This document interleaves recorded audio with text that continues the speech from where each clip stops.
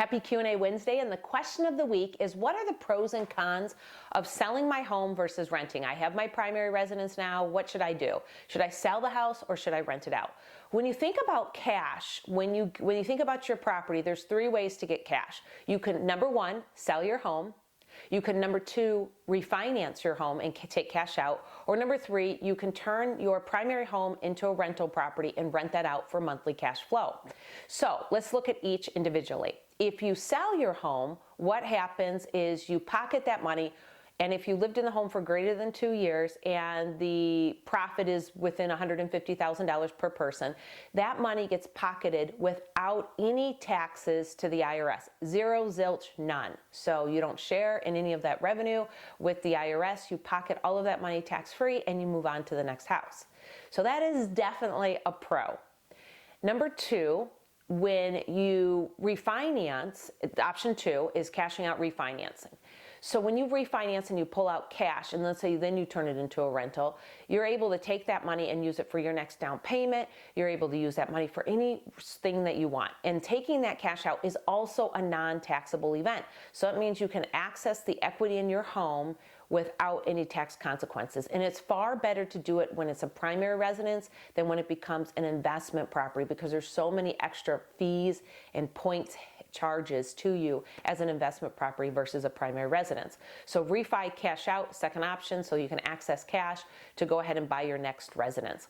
Number three, choosing to rent out your house. The one thing that you're going to want to check in is, what are your lender requirements? You're going to want to read through your closing documents, or at the very least contact your lender and make sure that you're able to rent out your property with the current mortgage that's on it. Typically, for example, a conventional loan says you need to live in your primary residence for the first 12 months and then you can turn it into a rental property.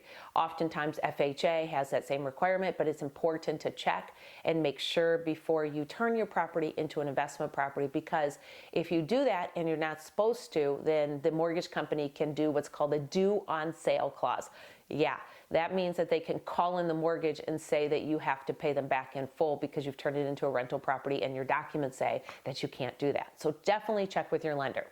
So as renting, you have the ability to write off all expenses, which is great. So everything becomes deductible, including homeowners insurance and all repairs that you do to the property, including business travel, business meals back and forth to work on the property. In addition, you can depreciate the property. So which gives you a really nice tax benefit. You can depreciate the house over, I think it's 26 and a half years. So there's some great options and opportunities there.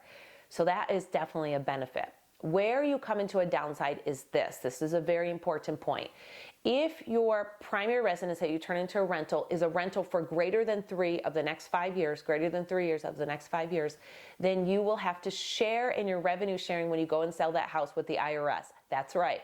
So that investment property, if you owned it for greater than 3 years as a rental, no matter if you've owned it for 25 as a primary residence, all of that money, all of that gain will be charged to you with capital gains. So you'll have to pay the IRS some money for capital gains. So if you don't want to have $20,000, $30,000 in IRS obligations, then you may want to consider selling and then perhaps buying a new primary residence and maybe splitting that money and buying a new investment property. That might be a way to go. The other thing you should know is usually your primary residence is never in the best shape of its life than when you live in it and when you've cared for it. So turning it into an investment property often people don't have the same tender loving care that you've given it. So I like the idea of selling my primary, pocketing all the money, not having to pay anything to the IRS, buying a new primary and buying a new investment property with the proceeds. It seems to be all in one the best idea. So thank you for watching. This is Q&A Wednesday. Please share out this video to others who are looking to buy investment properties,